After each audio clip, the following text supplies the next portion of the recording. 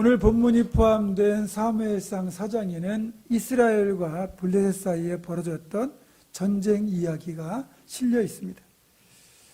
여러분, 전쟁이 어떤 겁니까?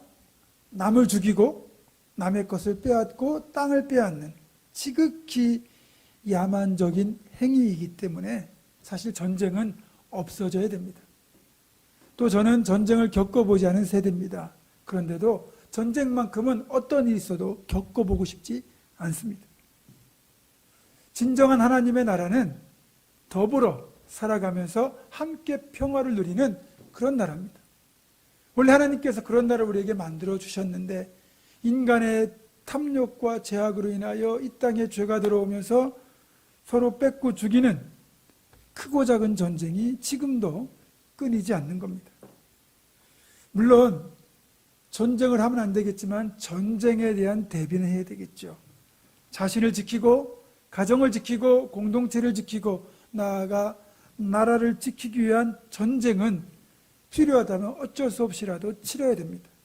그래서 강력한 국방력을 갖춰야 되는 거죠. 얼마 전에 유퀴즈라고 하는 TV 프로그램을 본 적이 있는데 거기 이제 출연하신 분 중에 하나가 국방과학연구소에서 무기를 개발하는 연구원이었습니다. 그런 무기를 연구하고 만드는 이유가 뭐냐고 물으니까 그분이 이제 하시는 말이 절대로 사용할 일이 없어야 되겠지만 이 땅을 안전하게 지키기 위하여 평화를 위하여 만드는 것이다 라고 대답하는 걸 보았습니다. 저도 이분의 의견에 전적으로 공감합니다. 국방력은 강화해야 됩니다. 그것이 우리의 평화를 지켜주는 하나의 수단이거든요. 그렇지만 무기를 사용하는 일은 또 없어야 되겠죠. 어쨌든 하나님의 나라는 함께 살아가는 평화의 나라입니다. 그렇다면 구약에서 나타나는 전쟁은 어떻게 봐야 될까? 구약에서 나타나는 전쟁의 성격은 홀리워, 성전입니다. 그러니까 거룩한 전쟁이라는 거죠. 하나님의 이름으로 하나님을 섬기지 않는 우상을 섬기는 이방 백성들과의 싸움이기 때문에 이방 족속과의 전쟁에서 패하는 건 곧 하나님이 패하시는 것이요 그들과의 싸움에서 이기는 것은 하나님이 승리하는 것이기 때문에 성전은 반드시 승리해야만 되는 겁니다. 그리고 성경적으로 보면 사실 전쟁은 하나님께 속한 거잖아요. 하나님만이 유일하신 분이시고 전능하신 분이기 때문에 하나님이 함께 하시는 모든 전쟁은 이길 수밖에 없습니다. 하나님의 군대의 승리로 귀결되게 되어 있는 겁니다. 성경은 이렇게 말씀합니다. 역대하 20장 15절 하반절이에요. 사무엘상 먼저 보겠습니다. 사무엘상 17장 47절 또 여호와의 구원하심이 칼과 창에 있지 아니함을 이 무리에게 알게 하리라. 전쟁은 여호와께 속한 것인즉 그가 너희를 우리 손에 넘기시리라. 또 역대하 20장 15절 하반절입니다. 너희는 이 큰 무리로 말미암아 두려워하거나 놀라지 말라. 이 전쟁은 너희에게 속한 것이 아니요 하나님께 속한 것이니라. 아멘. 잠언 20장 31절입니다. 지혜로도 못하고 명철로도 못하고 모략으로도 여호와를 당하지 못하느니라. 싸울 날을 위하여 마병을 예비하거니와 이김은 여호와께 있느니라. 아멘. 자, 이렇게 전쟁은 분명히 하나님께 속한 것이기 때문에 그렇다면 다곤이라고 하는 우상을 섬기는 이방민족인 블레셋과의 전쟁에서 이스라엘은 반드시 승리해야만 했습니다. 그게 맞습니다. 하지만 오늘 본문에 나타난 것처럼 이스라엘 군대는 블레셋과의 전쟁에서 처참하게 패하고 맙니다. 첫 번째 전투에서만 무려 4,000명에 되는 전사자를 남기고 패배하고 맙니다. 2장 2절 하반절입니다. 이스라엘이 블레셋 사람들 앞에서 패하여 그들에게 전쟁에서 죽임을 당한 군사가 4,000명 가량이라. 무려 4,000명이 죽는 큰 패배를 당한 거죠. 참고로 이스라엘이 위치한 이 가나안 땅, 이 주변 지역의 어떤 전쟁의 특성은 시도 때도 없이 싸우는 게 아니라 전쟁을 하는 시기가 어느 정도 결정되어 있었습니다. 여기는 우기와 건기가 뚜렷해요. 우리처럼 장마가 지속되는 그런 우기 때는 전쟁하는 게 보통 불편한 게 아니잖아요. 그래서 암묵적으로 나라와 나라가 전쟁을 할 때는 우기를 피해서 우기가 끝나고 건기가 시작되는 무렵에 전쟁을 벌이곤 했습니다. 그 얘긴즉슨 충분히 전쟁이 언제쯤 일어날 것과 그리고 그 전쟁을 대비할 시간이 주어진다는 뜻이에요. 그래서 전쟁을 대비해서 군비와 또 군대의 정렬을 정비하고 그리고 훈련을 해서 국방력을 강화해야 됩니다. 여기에 더하여 이스라엘은 특별히 하나님을 섬기는 하나님의 나라니까, 하나님의 백성이니까 전쟁을 시작하기 전에 기도로 하나님의 도우심을 구하여야 맞습니다. 이건 지극히 당연한 필수 요건입니다. 그런데 여러분이 이 사무엘상을 읽어보시면 오늘 본문 앞뒤 어디에서도 이들이 하나님께 도우심을 구하는 기도를 드렸다는 내용을 찾아볼 수가 없습니다. 여러분, 하나님의 백성, 하나님의 군대가 기도하지 않고 하나님의 도우심을 구하지 않고 전쟁을 한다는 것은 이미 패배를 자초한 것과 똑같습니다. 예를 들면 여호수아가 여리고성의 대승리 이후 벌어진 아이성과의 전투에서 큰 패배의 아픔을 겪게 된 것도 병력의 위임만 믿고 기도하지 않고 전쟁에 임했기 때문입니다. 가나안 정복 전쟁은 하나님께서 명령하신 전쟁입니다. 하나님께서 명령하셔서 순종하여 치르는 전쟁이라 할지라도 기도하지 않고 전쟁에 임했을 때 이런 결과가 임하였는데, 하물며 오늘 본문의 이스라엘 군대는 생명이 걸린 이방 민족과의 전쟁에서 그 전투를 눈앞에 두고도 기도하지 않았다는 건 이미 패배를 자초한 것이고 그 당시 이스라엘의 영적 상태가 어떠했는지를 여실히 보여주는 장면이기도 합니다. 우리들도 마찬가지죠. 우리는 이제 칼이나 총이나 이런 걸 들고 싸우는 전쟁을 하지 않습니다. 하지만 매일 치열한 영적 전쟁을 우리는 치르고 있습니다. 수많은 영적 전투들이 우리 앞에 날마다 그렇게 펼쳐지고 있음에도 불구하고 기도하지 않는다. 그것은 우리 스스로 영적 전쟁에서 패배를 자초하는 겁니다. 저 같은 경우에도 제가 넘어지고 실패할 때를 보면, 그걸 들여다보면 기도하지 않고 행했을 때 주로 그런 결과를 얻었습니다. 그렇습니다. 기도 없이는 승리할 수 없고, 기도 없이는 평안을 누릴 수 없고, 기도 없이는 행복을 누릴 수 없습니다. 여러분, 그걸 반드시 기억해야 됩니다. 기도해야 됩니다. 사랑하는 여러분, 삶의 모든 영적 전쟁을 기도로, 기도하심으로 승리를 하시는 여러분 모두가 되기를 주님의 이름으로 축원합니다. 자, 그렇다면 이번 전쟁은 왜 벌어진 걸까요? 결론적으로 말하자면 하나님이 엘리와 그의 집안 그리고 그들을 따라 분별력 없이 악의 길로 행했던 이스라엘을 심판하시기 위한 도구였다는 겁니다. 영적 지도자인 엘리는 하나님의 음성을 듣지 못할 정도로 이미 분별력을 잃어버렸어요. 또 그의 두 아들 홈리와 비느하스는 이스라엘의 사사이자 제사장인데 물욕과 정욕에 빠져서 하나님을 거듭 멸시하고 있었습니다. 그래서 하나님의 사람을 보내서 경고하셨건만 돌이키지 않았잖아요.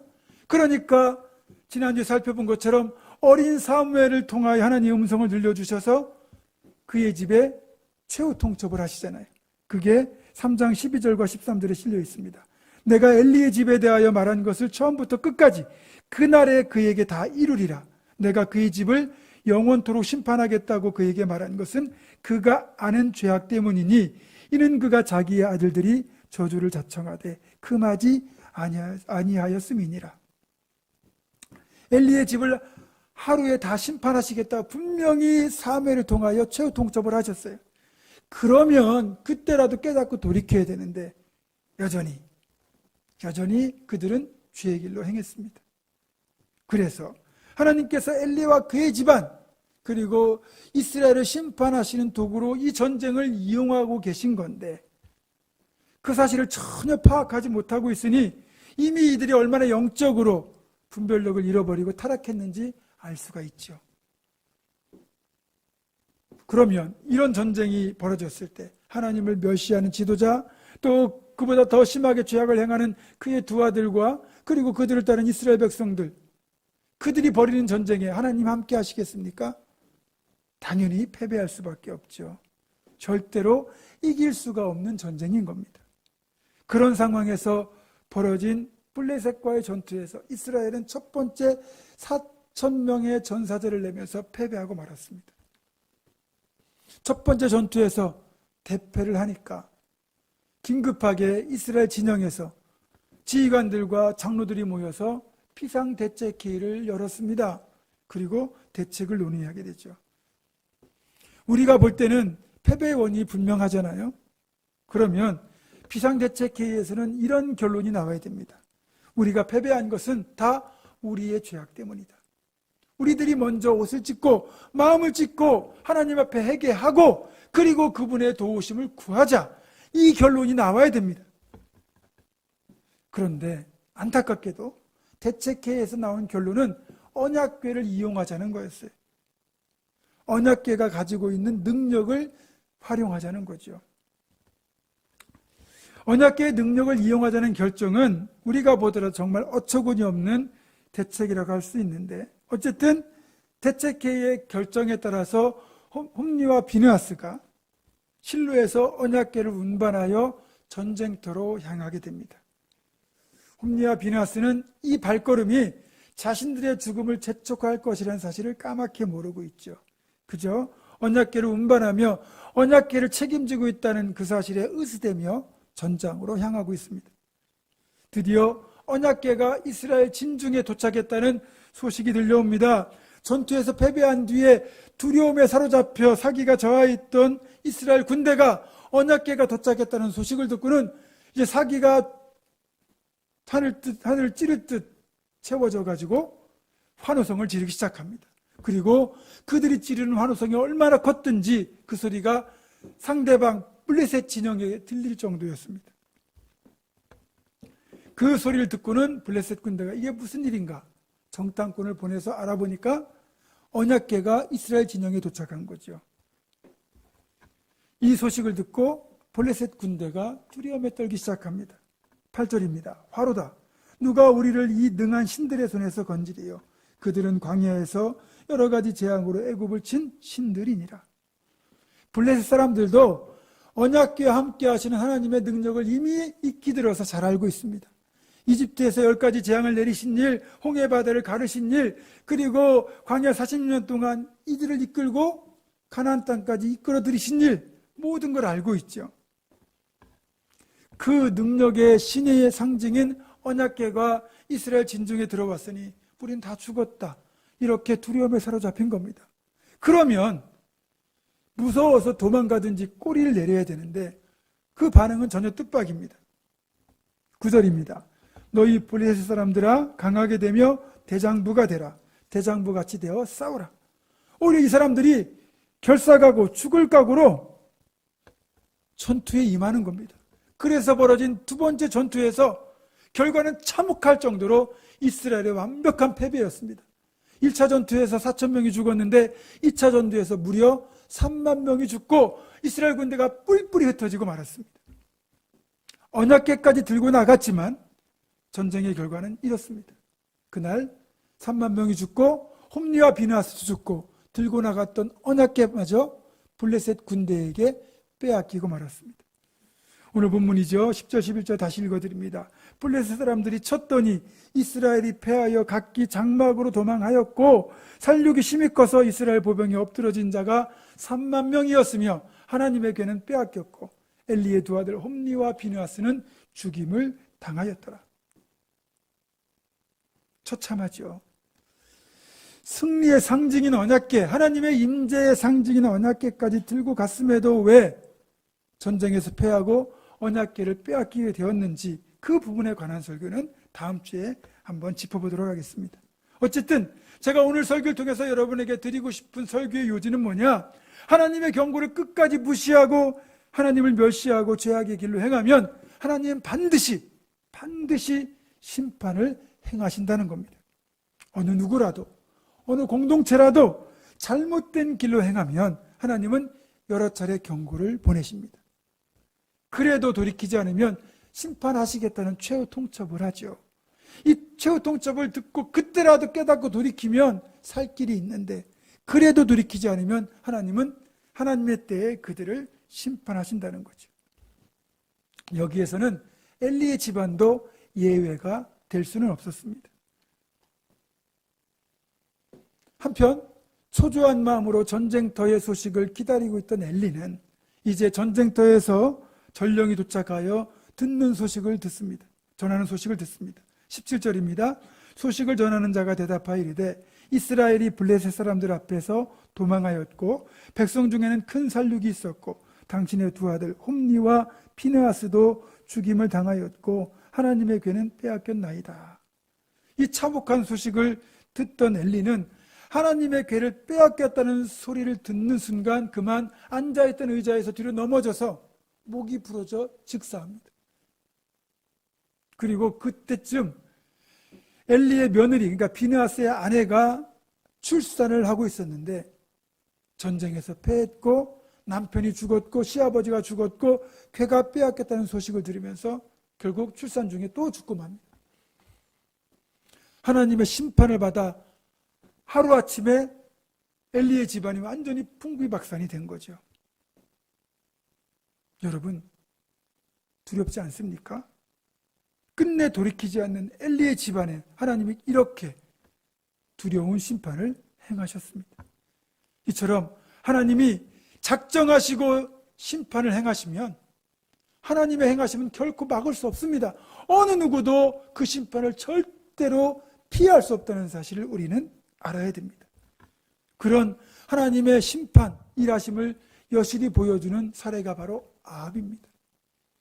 북왕국 이스라엘의 가장 악한 왕 중에 대표적인 왕이 바로 아합이라는 왕인데 우상 숭배자의 딸인 이세벨과 결혼하면서 그 이세벨의 꿰매에 빠져가지고 북왕국 전체를 바알과 아세라 우상을 섬기는 우상의 소굴로 만들어버렸어요.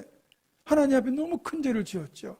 게다가 나봇이라는 사람의 포도원을 차지하기 위하여 누명을 씌워서 나봇을 돌에 맞아 죽게 만들었습니다. 그것이 하나님 보시기에 너무 악했죠. 그래서 엘리야를 보내서 하나님이 아합의 집에 이렇게 심판을 선포하셨어요. 열왕기상 21장 17절과 17절에서 19절입니다. 제가 읽습니다. 여호와의 말씀이 디셋 사람 엘리야에게 임하여 이르시되 너는 일어나 내려가서 사마리아에 있는 이스라엘의 아합 왕을 만나라. 그가 나봇의 포도원을 차지하러 그리로 내려갔나니 너는 그에게 말하여 이르기를 여호와의 말씀이 네가 죽이고 또 빼앗았느냐고 하셨다 하고 또 그에게 이르기를 여호와의 말씀이 개들이 나봇의 피를 핥은 곳에서 개들이 내 피 곧 내 몸의 피도 핥으리라 하였다 하라.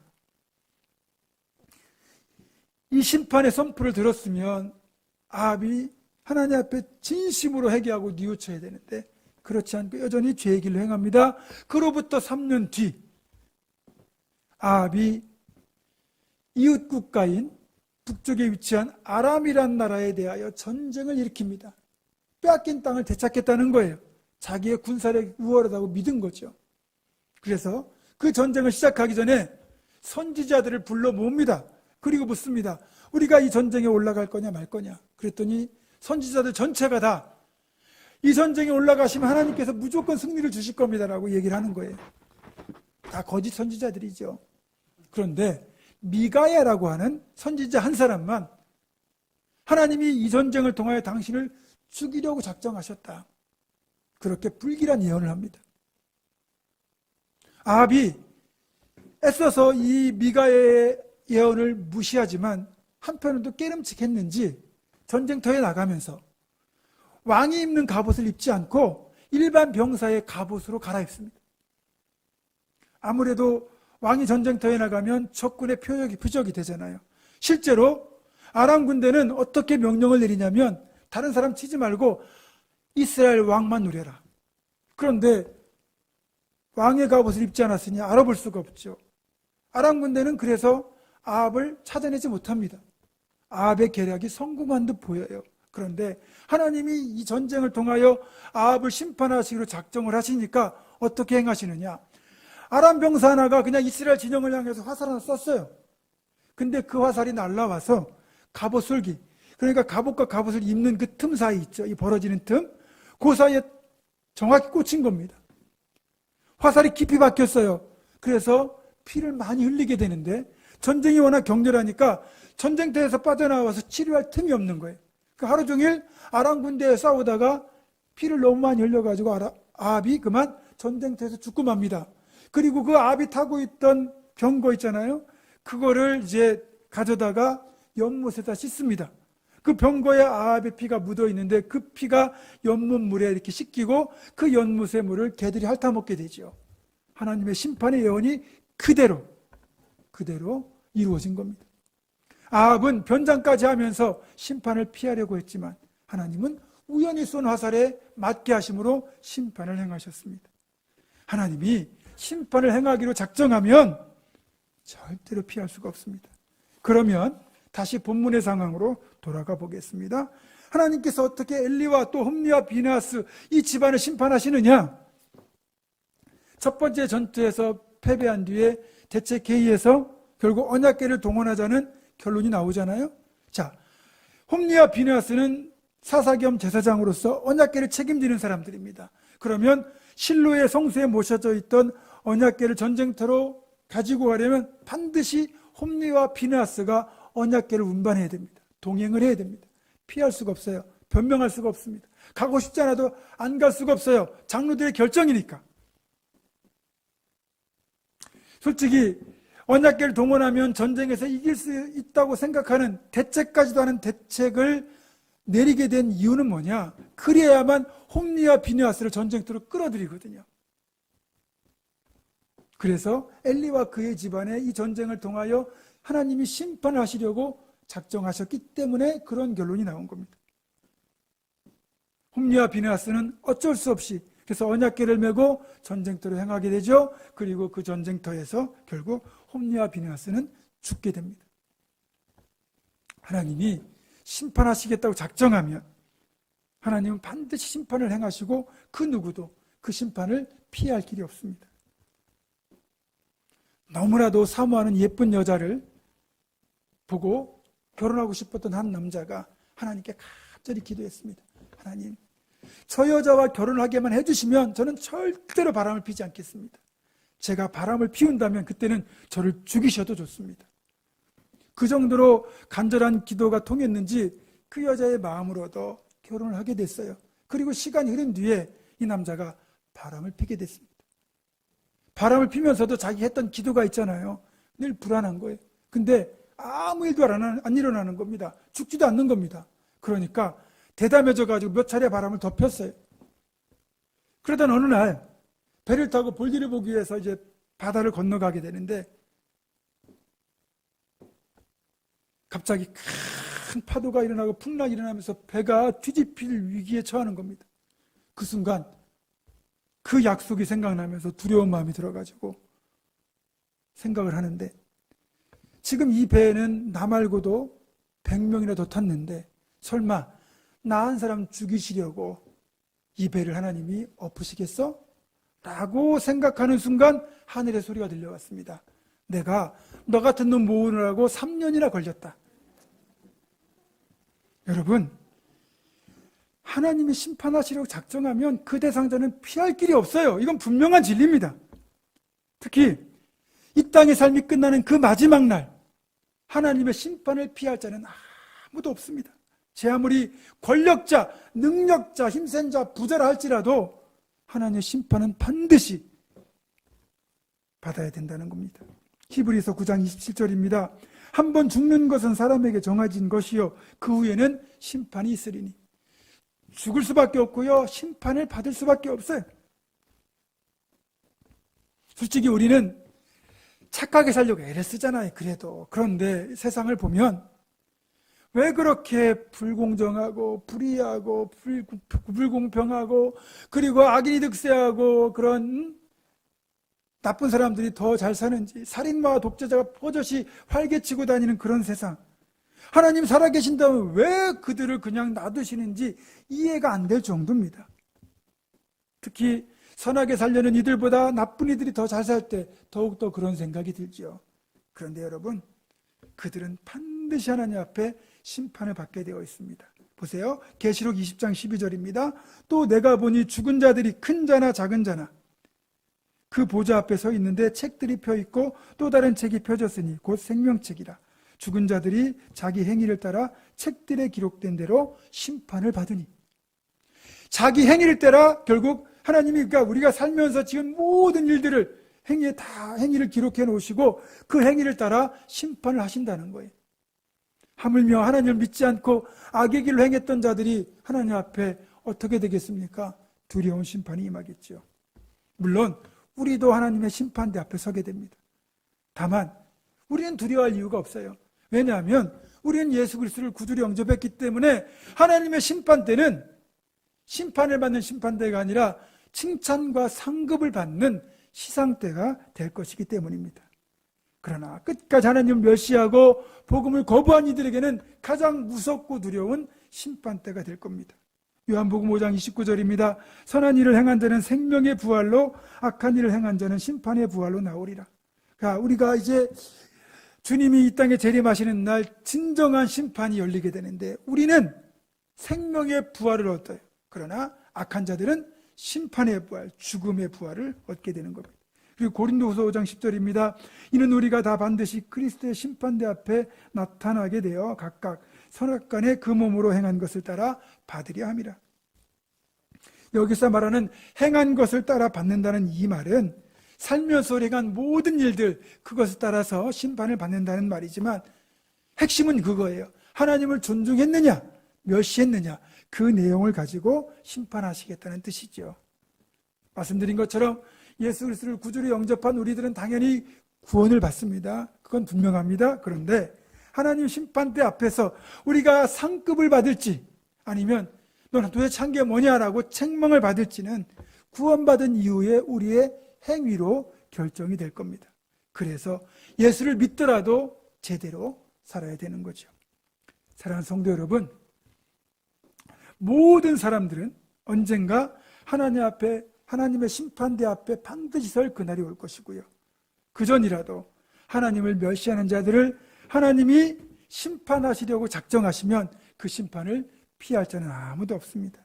적어도 저와 여러분, 우리들만큼은 이 땅에 사는 날 모든 날 동안 하나님을 존중하는 삶을 살아내셔서 하나님의 심판대 앞에서 잘하였도다, 착하고 충성된 종아라는 칭찬과 함께 상급까지 더불어 받는 우리 모두가 되시기를 주님의 이름으로 축원합니다.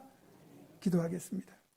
공의의 하나님, 행한 대로 갚으시는 하나님의 심판 앞에서 하나님을 존중하는 삶을 살아냄을 통하여 하나님의 심판 대신에 칭찬과 상급을 받는 우리 모두가 되게 하여 주시옵소서. 우리 주 예수 그리스도의 이름으로 기도드립니다. 아멘.